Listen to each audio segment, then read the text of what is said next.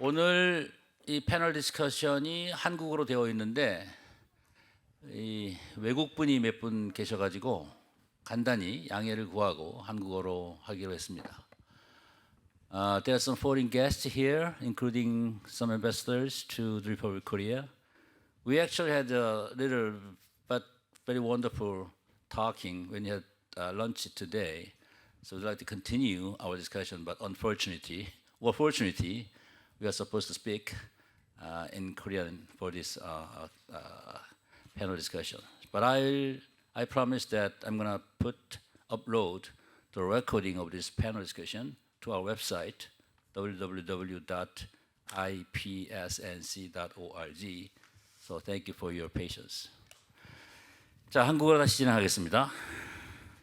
국가 경쟁력에 대해서 우리 명예영사단이 큰 영사단이 있는데 한국분으로서 다른 나라를 대표하는 영사님들이십니다. 그래서 지금 시간은 많지 않지만 이분들한테 자기가 대표하는 나라의 상황을 가능하면 경제 중심으로 해서 장점과 단점을 간단히 언급을 하시고, 그 다음에 퀘스천 2는 한국과의 협력 방안, 이 두 가지 이슈를 가지고 간단히 논하고요. 그 다음에 이제 시간이 좀 남는 대로 청중에 조금 얘기를 듣도록 하겠습니다. 그래서 첫 번째 질문은 자기가 레프레젠테이션 하고 있는 나라의 장점과 이슈를 하는데요. 가능하시면은 한 3분 이내로 절약을 해서 얘기를 해주시면은 우리가 좀 더 많은 사람이 의미 있는 디스커션을 할 수가 있을 것 같고요. 첫 번째의 질문 순서는 가나다 순으로 하겠습니다. 그래서 고민석 영사님, 유건화 영사님, 최승웅 영사님, 황인경 영사님으로 하시고, 두 번째 질문은 가나다 역순으로 해서 그 다음에 청중으로부터 얘기 좀 듣고, 그 다음에 제가 마무리하고 이번 세션을 끝내도록 하겠습니다. 굉장히 중요한 세션이고요. 우리가 처음 시도하는 거니까 청중분들께서도 조금 더 관심을 가져주시면 좋은 패널이 될 것이라고 생각이 됩니다. 자, 고민석 영사님 먼저 시작해 주시죠. 네, 안녕하십니까. 방금 소개받은 주한 루마니아 명예영사 고민석입니다. 먼저 국가 브랜드 컨퍼런스에 이렇게 패널로서 발표할 수 있는 기회를 부여해 주신 점에 대해서 매우 큰 영광이라고 생각하고 감사드린다는 말씀 먼저 올리고 싶습니다. 루마니아라고 하는 나라를 떠올리면 여러분께서는 어떤 이미지가 생각나시나요? 혹자께서는 드라큘라를 떠올리실 수도 있을 것 같고요. 또 다른 연배가 어느 정도 있으신 분들께서는 이제 세계적인 체조 선수 코마네치를 떠올리실 수도 있을 것 같습니다. 아마 대부분의 한국 사람들에게는 이 루마니아라는 나라가 굉장히 생소한 나라일 거라는 생각이 드는데요.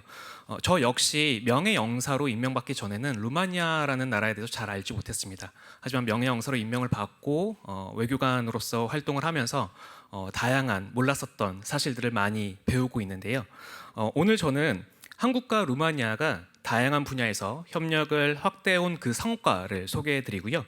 동시에 향후 협력 과정에서 나타날 수 있는 루마니아라는 나라의 강점과 약점에 대해서 이야기해보고자 합니다. 먼저 1990년 3월 30일 한국과 루마니아의 수교가 이루어졌습니다. 그 이후에 2008년도에는 한국이 아시아 국가 최초로 루마니아의 전략적 동반자 국가가 되었고요. 그리고 2025년 현재 양국 수교 이래로 35주년을 맞이했습니다. 특히 2025년에는 많은 또 성과들이 있었습니다. 양국 정상 간의 통화, 그리고 한루 외교장관의 회담, 우원식 국회의장의 루마니아 방문 등 정방위적으로 고위급을 비롯해서 민간 차원의 교류가 활발히 이루어졌던 한 해이기도 합니다. 먼저 방산 수출 분야에서도 괄목할 만한 성과가 있었는데요. 루마니아는 2023년 한국에 신궁을 도입하고 또 2024년에는 K4 자주포를 도입했습니다. 또한 현대로템은 루마니아의 K2 전차 약 300대 도입을 위한 협상을 진행 중에 있고요. 올해 6월에는 루마니아 부쿠레슈티 한루 방산협력 사절단이 방문을 해서 방산 수출 및 협력 확대 등 시장 개척을 추진하였습니다. 또한 4월에는 하나 에어로스페이스가 부산대학교 및 루마니아 부쿠레슈티 공과대학교와 양해각서를 체결해서 현지 자주포 생산시설 건립에 따른 인력 채용, 산학 장학생의 지원, 대학교 내 연구개발센터 등으로 인적 교류 협력을 확대하였습니다. 이처럼 루마니아 방산 수출은 단순한 무기 판매를 넘어서 국내의 수준 높은 기술 이전과 현지 생산 기반 구축을 통해서 현지 일자리 창출과 산업 역량 강화에 기여하고 있습니다. 방산 산업뿐만 아니라 원전 산업에 있어서도 한국 수력 원자력이 참여한 루마니아 체르나보다 원전 설비 개선 사업 착공식이 지난 9월달 현지에서 열렸습니다. 루마니아 원자력 공사가 발주한 이 사업은 총 사업 규모가 2.8조 원에 달하고요.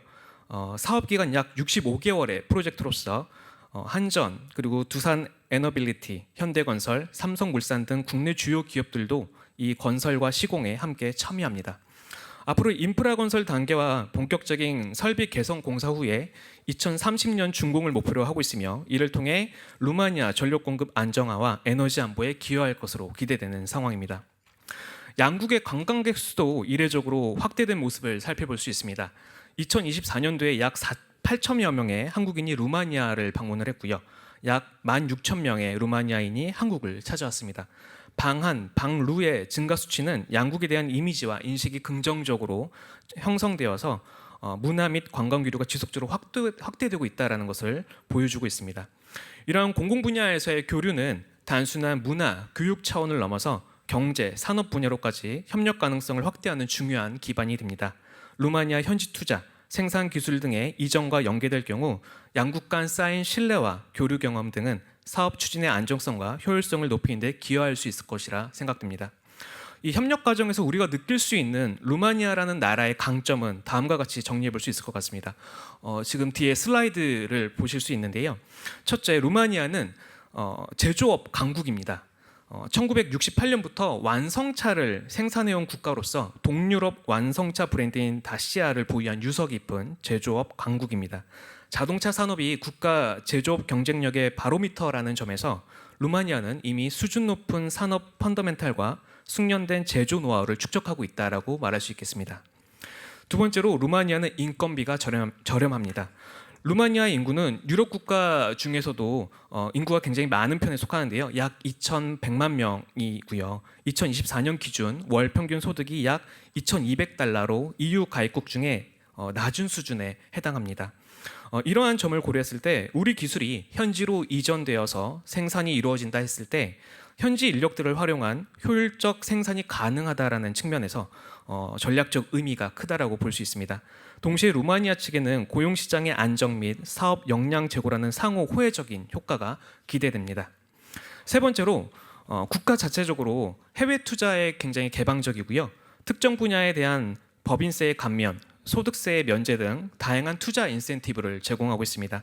예컨대 투자 금액이 100만 유로 이상인 경우 또는 100명 이상의 신규 고용을 창출할 경우에는 정부 차원에서 이 회사 운영에 필요한 보조금을 지원하고 있고요. 해당 보조금으로 사무실의 임차나 유무형의 자산 취득을 할 수 있습니다. 또한 R&D 활동에 있어서는 10년간 법인세를 또 감면하는 세제 혜택을 부여하고 있습니다. 반면에 루마니아라는 나라의 약점은 다음과 같습니다. 첫 번째, 도로, 철도, 각종 서비스 인프라가 수도 부쿠레슈티 등 일부 대도시에만 집중이 되어 있어서 물류 및 이동에 있어서 어려움이 있다라는 점, 이로 인해서 생산성을 저해하는 요소로 작용할 수 있다라는 점이 단점이라고 할 수 있겠습니다. 두 번째 약점은 투자 환경과 관련한 입법 불안정성과 높은 부패 인식 지수로 인해서 행정 절차의 지연, 뇌물의 요구, 불투명한 거래 등이 발생해서 외국인 투자 유치에 걸림돌이 되고 있다라는 평가가 있습니다. 2024 국제 투명성 기구 기준으로 대한민국이 부패 인식 지수가 32인데요. 루마니아 같은 경우는 65위를 랭킹으로 하고 있습니다. 그럼에도 불구하고 루마니아는 전략적인 위치, EU 시장의 접근성, 투자 인센티브 등 매력적인 요소를 갖추고 있는 나라입니다. 우리 기업이 현지 생산 기반을 구축하면 비용 효율성을 확보하면서 현지 및 유럽 시장을 동시에 공략할 수 있습니다. 또한 한국과 루마니아 간의 우호적 외교 관계는 앞으로 투자 리스크를 완화하고 장기적 가치 창출에도 기여할 수 있을 것이라는 생각을 하고 있습니다. 감사합니다. 네, 고맙습니다. 원래 제가 두 문제를 드렸는데요. 하나는 그 나라의 현황, 그다음에 이제 두 번째 우리나라와의 협력 관계를 논하려고 그랬는데 시험 문제를 먼저 알려 드렸더니 두 문제에 대한 답을 다 하셨습니다. 일단 하시고 싶은 얘기 다 한 것 같고요. 나중에 또 마지막 기회는 드리긴 드리겠습니다. 자, 그다음에 우리 유곤하 헝가리 영사님께서 일단 그 나라의 상황을 먼저 설명을 해주시면 고맙겠습니다. 네, 감사합니다. 저 역시 이 뜻깊은 자리에 이 패널리스트로 참석할 수 있게 돼서 무한한 기쁨과 영광으로 생각합니다. 이런 기회를 마련해 주신 우리 조동성 단장님과 관계자분들께 감사의 말씀을 드립니다. 제가 상당히 좀 불리한 상황인데요. 이 루마니아 담당하는 권민석 영사님께서 뭐 미남이시지만 또 너무 이렇게 전문 사회자처럼 말씀을 하셔가지고 제가 상당히 뭐 아무리 잘해도 제가 좀 손해를 볼 것 같은데 뭐 그래도 열심히 하겠습니다. 이 헝가리 그러면 여러분들 정말 아까 루마니아도 그렇지만 뭐가 떠오르세요? 우리가 헝가리와는 상당히 어떻게 보면 역사적으로도 그렇고 우리 또 문화적으로 또 우리 그 헝가리가 우리 그 한반도 이 한국인들하고도 연관이 있다는 거 여러분들 알고 계시나요? 지금 역사적으로 보면 학자들 간의 이견이 있지만 1000년도 더 전의 얘기지만 우리 한반도 위에 옛날에 우리가 발해 또 발해 위에 이제 뭐 선비족 그 지역에서 7개의 부족이 유럽 쪽으로 가서 그 7개 부족이 세운 나라가 헝가리입니다. 그래서 이분들하고 인종적으로도 관련이 있고요. 또 언어적으로도 관련이 많습니다. 뭐 예를 들어서 우리 엄마라고 하듯이 거기서 엄마, 아빠, 아바 이렇게 얘기를 하고요. 우리 성도 우리 성 이름 쓰지 않습니까? 이 사람들도 똑같이 성 이름 씁니다. 연도도 서양은 월일 나오고 연도가 나오는데요. 여기는 우리하고 똑같이 이렇게 쓰고 있습니다. 이걸로 봤을 때 외모는 이미 1000년이 지났기 때문에 서양 사람의 외모를 갖고 있지만 이 몸속에 있는 DNA라든지 정서, 그 유럽 내에서 가장 한국의 동양적인 전설을 가진 그 나라가 헝가리입니다. 예, 이런 백그라운드에 하에서 헝가리가 또 왜 우리한테 관심이 되느냐? 여러분들 그 김춘수 시인의 그 부다페스트 소녀의 죽음이라는 시 아시죠? 예, 동유럽에서 처음으로 소련에 대항을 해서 그때 이제 혁명을 일으켰는데 우리나라에도 상당히 어떻게 보면 영향을 줬던 그런 사건이었고 또 이분들이 음악적으로는 여러분들 아시겠지만 그 프란츠 리스트라고 하죠. 그러면 이제 그 나라 말로는 페렌츠 리스트인데 뭐 음악에 엄청난 기여를 많이 한 분들이 많습니다. 음악 교육에 있어서도 그렇고요. 그리고 뭐 최근에는 여러분들 영화 좋아하시는 분들 글루미 썬데이라는 영화 아시죠? 또 뭐 부다페스트 그랜드 호텔 이런 걸로도 우리나라에 많이 알려져 있고 또 헝가리안 무곡 뭐 여러분들 음악 들려주면 다 아실 겁니다. 이렇게 우리하고 관련이 많아요. 또 애들은 큐빅 있지 않습니까? 맞추는 거? 그 헝가리에서 만든 거고요. 큐빅 외에도 1905년도 이후에 노벨상 수상자가 16명이 나왔어요. 최근 2023년도에는 2분이 돼 있고요. mRNA 우리 백신 그 한 분이 이제 헝가리 분이고 화학상이 5분, 물리상이 4분, 생리의학상 4분 이렇게 해서 기초과학만 13분이 있습니다. 작은 나라인데요. 인구 해봤자 900만 밖에 안 돼요. 그런데 이렇게 엄청난 저력을 가진 나라가 헝가리다. 여러분들 헝가리를 보통 중부유럽, 동부유럽 이렇게 얘기하는데 헝가리 사람들 그런 얘기 들으면 약간 언짢습니다. 유럽 지도를 딱 펼쳐놓고 보면요, 헝가리가 중간이에요. 딱 중심. 그래서 정확한 명칭은 중부유럽이지 동유럽이 아닙니다. 그 소리는 뭐냐 하면 입지적으로 상당히 유리하다는 거예요. 진출하기가. 그래서 이런 백그라운드를 가지고 헝가리를 갖다가 우리가 생각을 하시면 훨씬 우리한테 친근감이 와닿을 걸로 생각을 합니다. 우리 사회 보시는 교수님께서 지금 시간을 너무 잡아먹는다고 좀 걱정하시는 것 같아서 이제 남은 시간이 얼마 없어서 제가 에센스 있게 좀 정리를 해드릴게요. 자, 헝가리는 1989년에 우리 동구권 국가 중에서 대한민국과 첫 수교를 했습니다. 동구권 최초죠.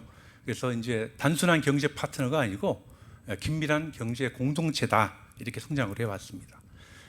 말씀드린 대로 중동 유럽의 지리적 중심지이자 EU 시장 진출을 위한 핵심 생산 거점입니다.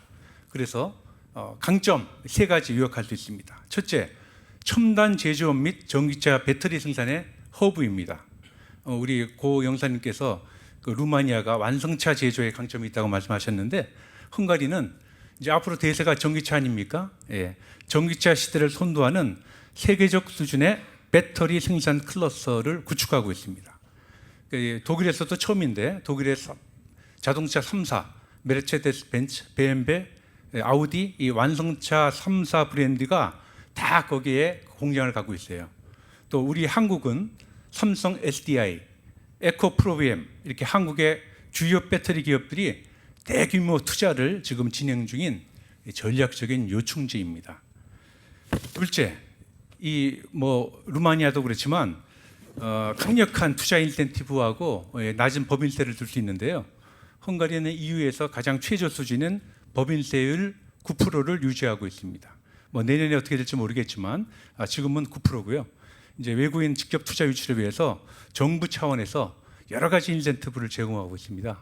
그래서 제가 아는 분들도 제가 최근 사례는 삼양식품이라든지 몇 군데 회사가 유럽에 이 헝가리를 입지로 좀 관심을 가지고 문의를 해오고 있어요. 그래서 아직은 헝가리가 그런 면에서는 좀 체계적이지 않기 때문에 빨리 투자를 계획하신 분들은 접촉을 하면 다른 분보다 더 좀 상대적으로 유리한 그런 그 제안을 받을 수가 있습니다. 셋째는 우수한 R&D 역량 그리고 숙련된 인력 기술을 들 수가 있습니다. 아까 말씀드린 대로 노벨상 수상자 16명 배출했던 수준 높은 엔지니어와 IT 인력을 보유하고 있습니다. 그래서 이거는 이제 단순한 생산을 넘어서 고부가가치 R&D 센터 유치를 가능하게 하는 핵심 동력이라고 할 수 있습니다. 물론 문제점 또 구조적 과제, 이거는 중부 유럽의 공통적인 과제지만 존재합니다. 첫째, 나라가 적다 보니까 내수 시장이 작아요. 그래서 이 수출 의존도가 높기 때문에 글로벌 경기 변동에 민감할 수밖에 없습니다. 둘째는 고급 인력의 장기적인 확보 문제입니다. 한국도 마찬가지인데 이 질 좋은 그런 교육받은 높은 이런 인력들은 자꾸 해외로 빠져나가요. 그래서 이 숙련된 젊은이들이 이 인력이 유출되는 이것들이 이제 앞으로 반드시 해결해야 될 과제라고 할 수 있습니다. 또 셋째는 그 산업 인프라가 부다페스트와 서부 지역에 집중이 되어 있어서 이 동부 지역과의 균형 발전이 필요하다, 이런 것들이 약점으로 지적받고 있습니다. 한국과의 협력 방안은 짧게 하겠습니다. 이제 헝가리와 한국은 제조업 중심으로 협력이 되어 있지만 이제 공장 단위의 투자를 넘어서 시스템과 플랫폼의 결합으로 진화해야 된다, 이렇게 생각합니다. 그래서 이제 큰 틀에서 세 가지 프로젝트를 제안을 하고자 하는데요. 첫째, 한국 헝가리의 미래 모빌리티 인재 양성 플랫폼을 구축하는 그런 교육 프로그램을 만들자라는 겁니다. 한국 기업의 생산 기지, 또 헝가리의 주요 대학, 예를 들어서 부다페스트 공대 이런 거 대학들과 연계해서 우리나라의 그 공정 관리 노하우와 헝가리의 엔지니어링 역량을 결합하면 좋겠다라는 생각입니다. 이렇게 될 경우에 상호 호혜적인 산학 협력 플랫폼으로 발전할 수가 있을 것 같습니다. 둘째는 대기업 중심 협력을 중소 중견기업으로 확대하는 겁니다.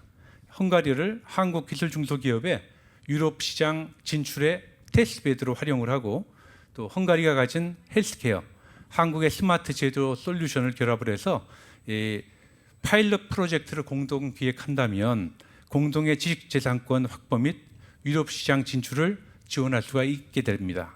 마지막으로 셋째는 지자체 간의 자매도시 개련을 통해서 공공외교 및 문화협력을 강화하는 방안입니다.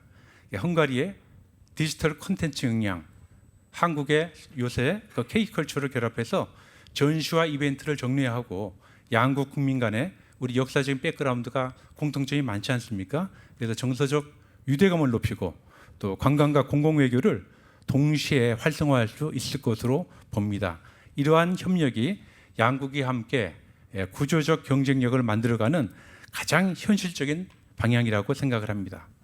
정리를 하면 한국과 헝가리는 상호 보완성이 매우 높은 파트너라고 생각합니다.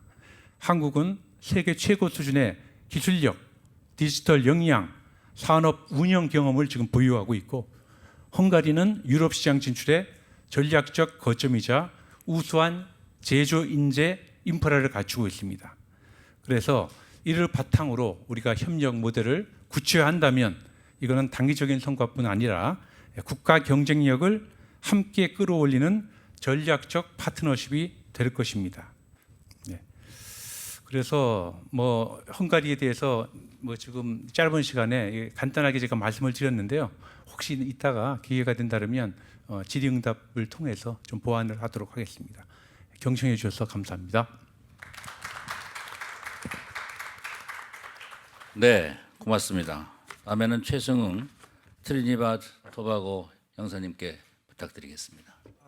여러분들이 트리니다드 토바고가 어디에 있는지 아시는 분들이 많지 않으실 거예요. 저도 이제 우리나라의 명예영사가 한 100여 분 되는데 제가 그 제일 오래된 명예영사 한 32년째 되니까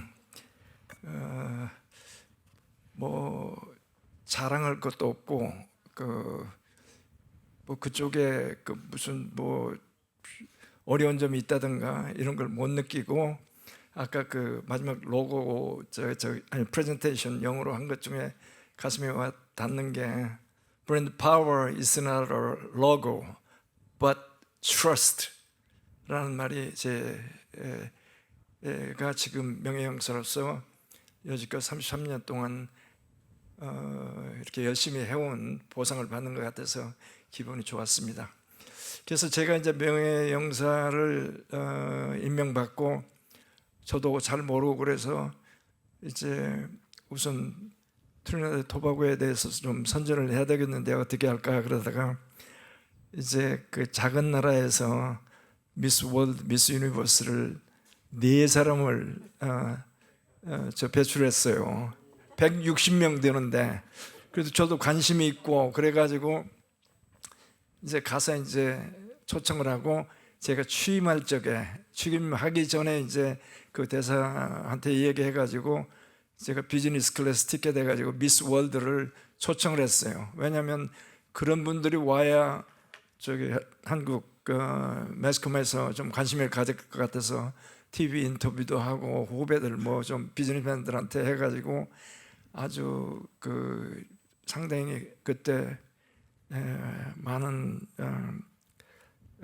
한국 사람들이 이제 트리니다드 토바고가 어떤 나라든가 그리고 나서 이제 여러분 볼튼이라는 선수 알죠? 육상 선수 트리니다드 토바고 합니다. 그리고 그 축구도 잘하고 그래서 그 작은 나라에서 이제 월드컵 본선에도 나가고 그런데 오늘 내 비즈니스를 이야기하려면 몇 시간이고 이야기할 수 있겠는데 그건 뭐 나중에 미루고 2가지 예를 통해서 여러분이 상상하시기를 바랍니다. 우리 2분 그 명예영사님은 한 분은 변호사시고 한 분은 또 기자 출신이니까 그 세밀하게 저는 말씀하셨는데 저는 2가지 대한민국의 브랜드가 상승하는데 결정적인 역할한 2 사건에 대해서 말씀을 드리고 여러분들에게 그 판단을 맡기겠습니다. 첫째, 2002년 FIFA 월드컵 유치 당시 일본이 먼저 6개월 정도 먼저 신청을 했고 대한민국은 이제 6개월 후에 했는데 축구 황제라고 하는 펠레가 일본이다 자기는 지지한다 그래가지고 뭐 일본이 되는 줄 알았어요. 그런데 트리니다드 토바고 출신의 FIFA의 수석 부회장으로 있는 잭 워너라는 결정적인 영향력을 가진 분이 한국을 저기 손을 들어줬어요. 그래서 안 되게 생겼으니까 일본에서 코호스트 하자. 그렇게 되니까 여러분 잘 모르시죠? 그때 이제 제가 명예영사이니까 우리 지금 아직까지도 한국에 그 트리니다드 토바고는 대사관이 없습니다. 이번 2분 큰 지금 말씀하신 데는 다 대사관이 있는데 명예영사들이고 저는 뭐 제가 제일 중요하게 생각하는 게 우리 그 저기 명예영사단의 우리 단장님이신 조동성 단장님께서 인천대학 그 그 총장하실 적에 명예영사단 영사통에서 한 20명을 장학금을 풀스칼라십을 줬어요. 그때 와가지고 대학교 4학년 트리니다드 학생이 졸업해가지고 지금 그린 클라이밋 펀드인가 그런 게 있었죠. 송도에.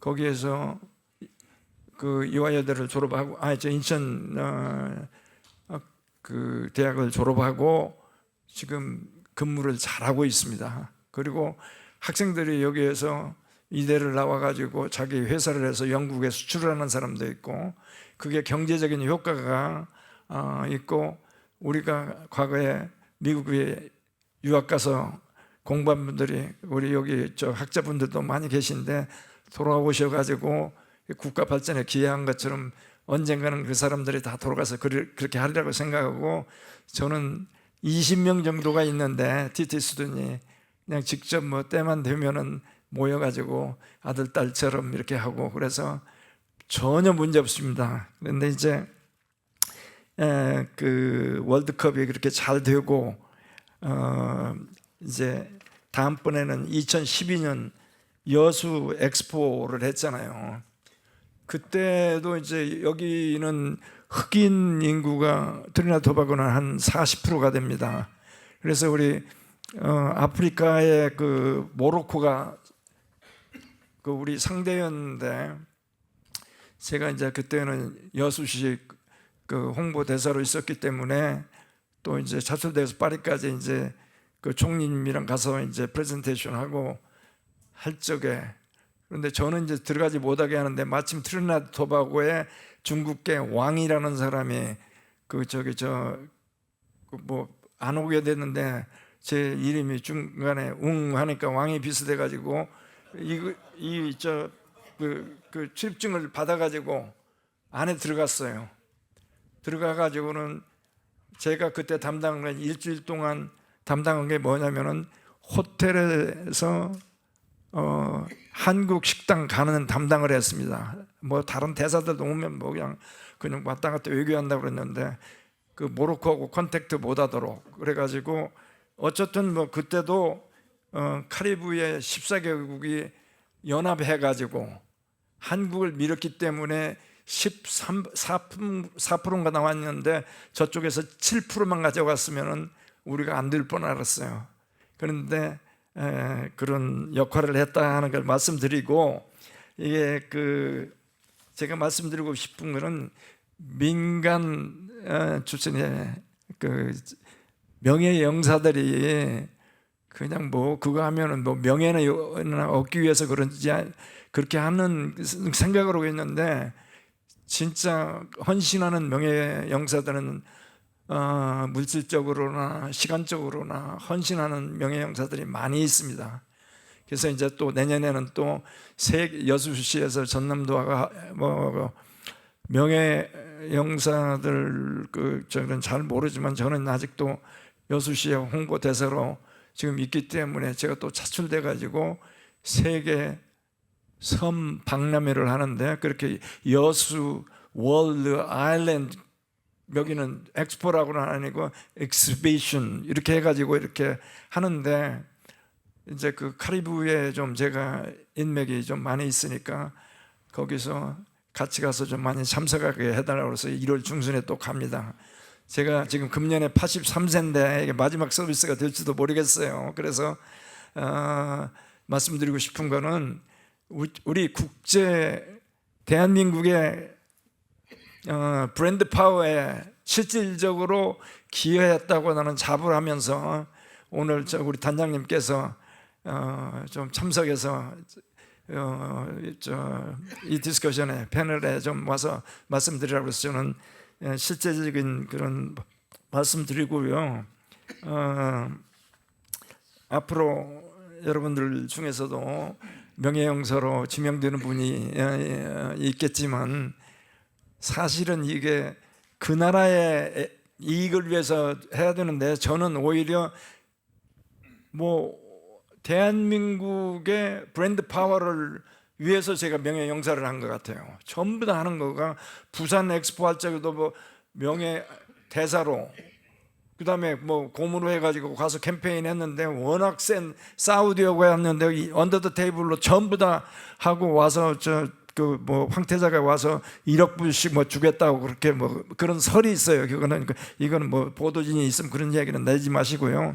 어쨌든 나중에 까보니까 70대 30인가 그것도 안 되는 걸 우리가 패했잖아요. 그런데 이제 제가 말씀드리고 싶은 거는 명예영사들이 보수도 받지 않고 뭐 훈장 하나도 받지 않고 하지만 대한민국 국가의 브랜드 파워에 조용히 이렇게 기여를 하고 있다는 말씀 드리겠습니다. 여러분들 경제적인 것도 많이 있습니다. 그런데 제가 오늘 그거는 여러분들 네이버나 구글에 들어가면은 트리니다드 토바고가 한국 관계 다 나와 있어요. 제가 이제 한국 수입업회 회장 출신이기 때문에 제가 그 무역 사절단을 데리고 몇 번 갔어요. 그래서 지금 트리니다드 토바고가 한국에 파는 거는 암모니아하고 비료, 그 다음에 거기는 아스팔트가 그냥 끓어가지고 자연 호수에서 나오는 아스팔트가 있어요. 그거하고 그 다음에 세계적으로 유명한 럼 이런 거 한국에도 그 한국 호텔에 가면은 있는데 거기가 한국보다도 뭐라고 그래요? 우리가 그 한국에서 수출하는 것보다도 한국은 이제 자동차 중고차라든가 뭐 자동차 딜러라든가 그다음에 삼성이나 LG의 텔레비나 전자 이런 거는 뭐 전부 다 한국 겁니다. 그런데도 그쪽에서 우리한테 흑자를 내고 있어요. 그런 걸로 오늘 아시아에서 제일 많이 암모니아 비료를 수입하는 나라가 한국입니다. 거기는 그 벨지움하고 이렇게 이제 베네수엘라하고 이렇게 붙어 있는 나라이기 때문에 한 11km뿐이 안 돼요. 이렇게 그 기후 좋은 날은 부산에서 그쪽이 일본의 그 대마도 볼 수 있듯이 거기도 이렇게 보이는 나라예요. 그래서 베네수엘라가 미인 그 학원까지 있는 그 미스 유니버스는 미스 월드를 제일 많이 배출하잖아요. 아마 거기서 아마 트리니다드 토바고도 영향을 받았는지 그런 나라입니다. 그래서 여러분들 그리고 그 바베이도스니 이제 카리브 연안이 세계에서 제일 청정 수역들입니다. 여러분들 언제 그쪽 미국이나 가는 쪽에 있으면은 꼭 들리셔가지고 즐기시기를 바라겠습니다. 감사합니다. 네, 말씀 잘 들었습니다. 다음에 황인경 명예영사님한테 부탁드리겠습니다. 네, 반갑습니다. 저는 리투아니아 명예영사 황인경입니다. 시간이 10분도 안 남은 것 같은데 많이 쓰셔가지고 전 정리한 것을 좀 요약해서 말씀드리겠습니다. 한국과 리투아니아는 91년 리투아니아가 소련으로부터 독립한 직후에 10월에 외교 관계를 맺었습니다. 경제 분야에서 양국 간의 교역 규모는 크지는 않지만 꾸준히 증가하고 있습니다. 한국은 자동차, 전자제품, 기계류를 주로 수출하고 리투아니아로부터는 가구, 목재, 화학제품 등을 수입하고 있습니다. 현재 삼성, LG 같은 한국 기업들이 리투아니아 시장에 진출해 있습니다. 한류 영향으로 리투아니아에도 K-팝과 한국 드라마에 대한 높은 관심이 있습니다. 제가 또 명예영사다 보니까 리투아니아의 예술품, 그림이나 도자기 또 음악이 굉장히 무게감이 있고 수준이 높아요. 그래서 제가 매년 오케스트라를 초청을 해서 명동성당 또 부산 또 대구 이런 데에서 정기 공연을 주최하고 있습니다. 음악계뿐만 아니라 도자기도 수준이 굉장히 높아서 광주 비엔날레는 가져온 제품이 다 순식간에 동인할 정도로 그렇게 한국에서 인기가 있다고 합니다. 근데 무엇보다 리투아니아는 EU와 나토 회원국으로서 한국의 유럽 진출에 있어 중요한 파트너일 수 있습니다. 두 나라는 민주주의와 시장 경제라는 공동의 가치를 공유하며 다자 간의 협력 틀에서도 적극 협력하고 있습니다. 리투아니아가 특히 인도 태평양 지역에 대한 관심을 높이면서 한국과의 관계도 더욱 강화되고 있습니다. 특히 첨단 기술, 사이버 보안, 핀테크 분야에서 협력 가능성을 다분히 갖고 있습니다. 리투아니아는 현재 EU에서 가장 큰 핀테크 허브로 자리 잡았습니다. 24년 말 기준으로 282개의 핀테크 기업이 운영 중에 있고요. 라이센스 발급 수 기준으로 보면 EU 1위 국가입니다. 머니론더링과 테러 자금 조달 위험도 면에서 전 세계 8위이고요. OECD 국가 중에 법인세 경쟁력 3위를 기록하고 있습니다.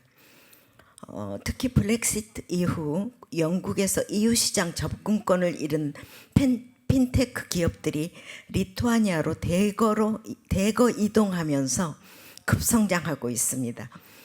리투아니아는 유럽에서 영국 다음으로 전자화폐 기관 EMI 라이센스 발급이 되고 많고 80개 이상의 EMI의 다수 결제 카드 발급 기업을 보유하고 있습니다. 그리고 글로벌 사이버 보안 4위, 공공 와이파이 속도 1위, 디지털 스킬 가용성 3위를 기록하고 있고요. 세계 최고 수준의 디지털 인프라를 보유하고 있습니다. 리투아니아의 수도 빌뉴스는 스위스 국제경영개발원의 스마트시티 지수에서 두 번째로 빠르게 성장하는 도시고요. 원격 근무에 적합한 도시로 세계 8위를 차지했습니다. 특히 리투아니아 아까 헝가리가 9%였나요? 네, 리투아니아는 15%입니다. 법인세율을 시행하고 있고요. 유럽에서는 아주 낮은 수준으로 봅니다. EU 단일 시장에 고도로 통합이 되어 있고 EU 지침 이행률이 0.3% 미이행 비율로 회원국 중에 최고 수준이고요. 투자 장애 요소로는 규제를 꼽는 기업이 13%에 불과하기 때문에 기업 등록률이 EU 평균의 거의 1.5배에 달하고 있습니다. 또한 리투아니아의 자유경제구역 FEZ는 처음 6년간은 법인세를 면제해 주고요. 배당세 및 부동산세 면제도 받고요. 그리고 현재 7개의 경제구역을 갖고 있는데 선진국 중에 자유경제구역 수로는 미국, 폴란드 다음으로 3위를 기록하고 있습니다. 제가 이 7개 중에 3곳을 방문을 해봤는데 경제구역 안에 공대가 들어있어서 기술 인프라를 잘 채용할 수 있다는 장점을 받고 또 이제 큰 항구 도시가 있고 또 이제 거기에 맞게 또 내륙에도 있는데 저는 개인적으로 또 이제 소설가이기도 하지만 기업인이기도 해요. 그래서 원전에 납품하는 오린 가스켓 다이아프램을 생산하는 회사를 운영하고 있는데 독일 바스프가 우리 회사를 눈독을 들이고 앞으로는 한국에 우리 회사 제품을 다 쓰겠다 계약 약속까지 했는데 그래서 저희는 한국에서 가져가는 것보다는 EU 국가 어딘가에 공장을 세워야 되지 않겠나. 또 독일 바스프에서도 그걸 요구했기 때문에 그렇게 하려고 이제 장소를 물색하다가 리투아니아하고 친해졌습니다. 그랬는데 이제 IMF 이후 또 이제 굉장히 우리 회사가 원전이 이제 한동안 멈추는 바람에 이제 경쟁력이 떨어졌을 때 독일 바스프에서 프로포즈를 받아가지고 그래가지고 이제 굉장히 비전을 갖고 이제 열심히 하자 해서 으쌰으쌰 했는데 이번에 코로나 때문에 독일 바스프 그 어마어마한 기업이 이쪽에서 이쪽까지 공장 크기가 70km인 기업인데 그 기업이 문을 닫더라고요. 그래서 우리가 지금 독일 바스프가 좀 어려워졌습니다. 납품이. 근데 아무튼 어쨌건 그런 인연이 있었습니다. 그리고 전 세계에 판매되는 피코초 레이저, 피코초 레이저 여러분 아시나요? 1초 분의, 그러니까 1조 분의 1초예요. 그게 피코초 레이저인데 그게 이제 뭐 치료용으로도 쓰여지지만 이제 뭐 성형이라든가 얼굴 뭐 이런 그 레이저용으로 사용되고 있는데 초단펄스 레이저, 다양한 색소질환 피부 미용 기술에 탁월한 그런 레이저 기술을 갖고 있고요. 초단파 레이저, 펄스 생성에 사용되는 펜토초 피라메트릭 광 증폭기 이런 그 특수한 것도 세계 시장의 80%를 차지하고 있는 나라입니다. 그런 걸로 봐서 생명과학 분야에서는 단연 경쟁력이 있는 나라라고 봅니다. 그 단점에 대한 것까지는 뭐 얘기할 시간이 어려울 것 같고요. 이제 질문이 들어오시면 하게 되겠고요. 그래서 우리나라와는 항공우주용 레이저, 광학 레이저, 반도체 공정용 레이저 설비 이런 핵심 기술을 가지고 있는 레이저 강국이다 보니까 우리 한국은 또 반도체가 강하니까 이 반도체와 이 레이저의 결합으로 더 높은 질적인 성장을 이룩할 수 있다고 그렇게 보고 있습니다. 그리고 이제 특히 또 아까 말씀 잠깐 나오셨는데 방산 분야에서는 지금 리투아니아가 국방비를 GDP의 3%에서 4%까지 늘리고 있는 상황에서 한국의 K9 자주포에 굉장히 관심을 많이 갖고 있습니다. 그래서 방위 산업에 우리나라의 수출도 많이 이루어지지 않겠나 하고 기대하고 있습니다. 그리고 이제 우리 한국에서 EU로 수출되고 있는 많은 물류가 있는데 그 물류 허브가 클라이페다 큰 항구가 있습니다. 그래서 그 항구를 통해서 우리 한국의 자동차라든가 다른 모든 제품들이 늘어난다면 그 EU 수출에도 기여가 되고 양국에 서로 많은 교류가 이루어질 거라고 기대합니다. 6시, 3시가 돼서 이제 이 정도로 마감하고요. 또 질문 주시면 또 답변 드리도록 하겠습니다. 네, 네, 감사합니다.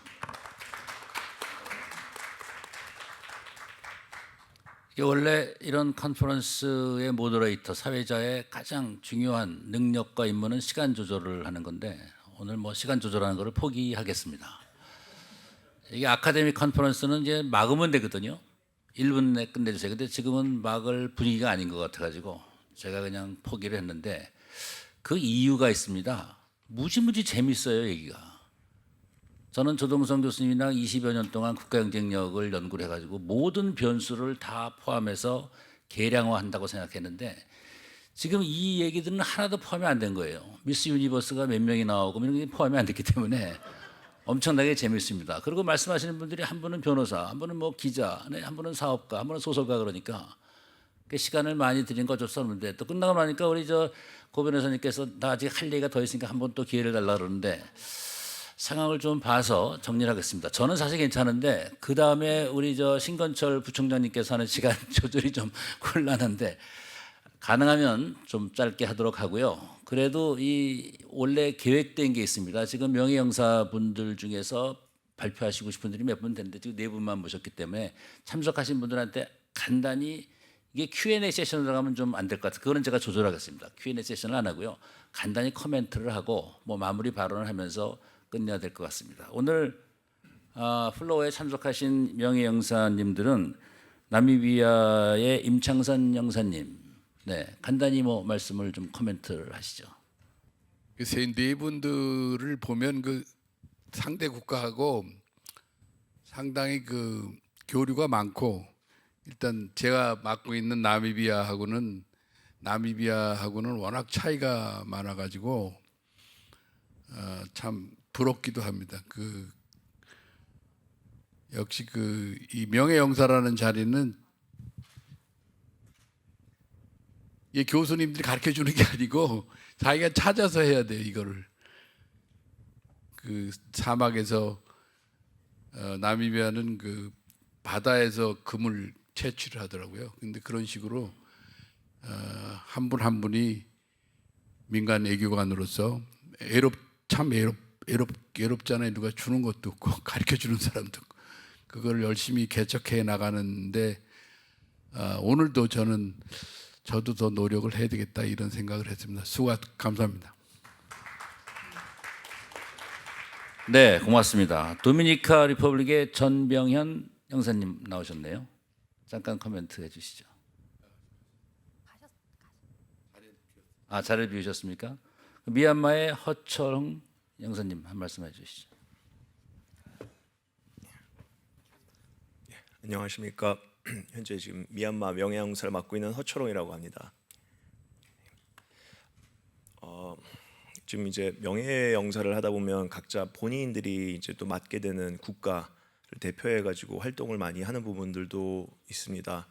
근데 이제 명예영사단, 특히 이제 저희 단장님 비롯해 가지고 나머지 명예영사 멤버들을 이렇게 다 이제 자주 뵙고 저희가 많이 머리를 맞대고 고민하면서 제가 느꼈던 거는 어떻게 보면 하나의 또 작은 그 UN 기관 같은 역할을 하는 것도 있습니다. 이제 자기 나라에 대한 이야기를 공유하다 보면 저희가 당면한 여러 가지 문제, 해결해야 되는 부분, 혹은 저희가 갖고 있는 노하우를 또 다른 명예영사님들 통해서 배울 수도 있고, 또 저희가 자문을 구할 수 있는 굉장히 훌륭한 좀 모임이라고 생각을 하고 있기 때문에 이제 각자 저희가 이제 여러 가지 뭐 기업인으로서 아니면 또 문화활동인으로서 좋은 역할을 많이 하는데, 저 앞으로도 저도 이 하나의 멤버로서 이제 또 특히 한국, 대한민국과 다른 나라의 여러 가지 가교 역할을 하는 데 있어 가지고 서로 많은 시너지를 내도록 더욱더 열심히 하고 많은 부탁을 드리도록 하겠습니다. 오늘 자리 마련해 주신 모든 분들께 다시 한번 감사의 인사를 드리겠습니다. 네, 고맙습니다. 그다음 마지막으로 명예영사단 단장을 맡고 계신 핀란드 명예영사이신 조동성 교수님을 모시겠습니다.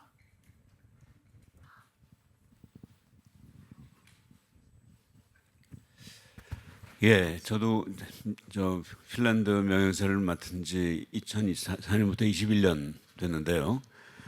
저희 명예영사단을 보니까 88개 국가를 120분이 지금 대표하시더라고요. 근데 여기 이제 대사님들 다 나와 계시는데 대사님들하고 조금 다른, 우리나라는 148개 대사관이 있고 또 82개 국가의 120분의 명예영사인데 이게 아주 절묘한 조합을 이루는 것 같아요. 여기 이제 물론 저 대사관이 있는데 명예영사 하신 분도 있지만 상당히 많은 분들은 대사관이 없는 데서 정말 대사관의 역할을 혼자서 다 하시는, 여기 지금 네 분 중에 아마 두 분은 또 그러신 것 같은데 그래서 이 대사관이 주로 선진국이나 중진국 또는 뭐 개도국 중에서도 상위에 있는 국가를 대표하는 그 역할을 하신다면 그 명예영사들은 대부분 오히려 우리나라의 그 대사관을 만들기 어려운 그런 나라의 그 대사 못지않은 역할을 하신다는 점에서 정말 명예영사단의 그 역할이 참 대단한 것 같고요. 이 두 개가 합쳐가지고 정말 대한민국의 세계적 역할을 또 세계적 국가 해외 국가에 관한 그 교류를 만든다는 점에서 저 보완적인 관계가 아닌가 하는 생각이 듭니다.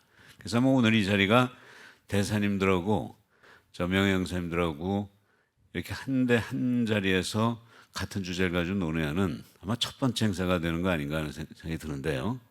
Yes, I took the liberty of introducing this program as the very first moment that the ambassadors like yours, you and the honorary consuls like us are getting together in the same place to talk about the same issue.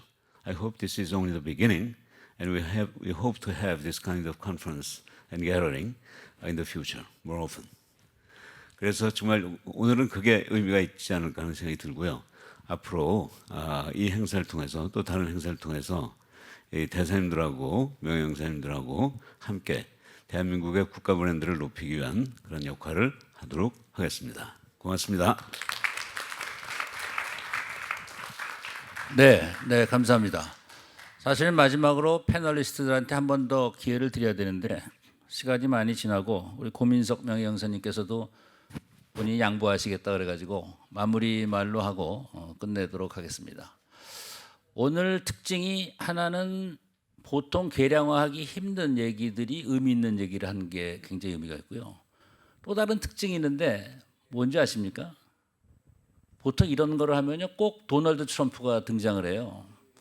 그런데 오늘 얘기에서는 도널드 트럼프 미국이 등장하지 않았습니다. 무슨 말이냐면은 사실 미국이 GDP가 전 세계의 26%고요. 수입은 13%밖에 안 됩니다. 다시 말하면 87% is for the rest of the world. 87%가 다른 나라랑 관계가 있는데 그 다른 나라와의 중요성을 강조한 굉장한 특징이 있습니다. 언론에서는 너무 대미 관계를 이게 이그제저레이션을 하는데 사실은 이게 얼마나 협력 가능성이 많습니까? 이 명예영사님들이 말씀은 본인들이 생각하는 거에 지금 10% 20%밖에 협력이 안 되고 있다는 얘기니까 뭐 미국을 뭐 소외시하겠다는 것이 아니라 사실은 다양성이 있고 경쟁뿐만 아니라 지금 조동선 교수님께서 말씀하신 협력 관계, 보완제, 다른 기회 등등을 따지면 굉장히 효과가 많을 것 같고요. 내년부터는 이거 한 3, 40분 가지고는 안 될 것 같고요. 풀데이 세미나를 하도록 하겠습니다. 저도 개인적으로는 한국 홍보대사 역할을 하고 있습니다. 그래서 우리 명예 선생님들의 말씀을 누구보다 잘 이해하고 그래서 제가 시간을 좀 많이 드린 것 같은데 아무튼 다음번에는 더 아주 좋은 정말로 의미 있는 정말로 국제적이고 정말로 한국의 위상을 높일 수 있는 그러한 컨퍼런스를 기획을 하고요. 오늘 여러분들 참석해 주셔서 대단히 고맙습니다. 이것으로 이번 세션을 마치기로 하겠습니다.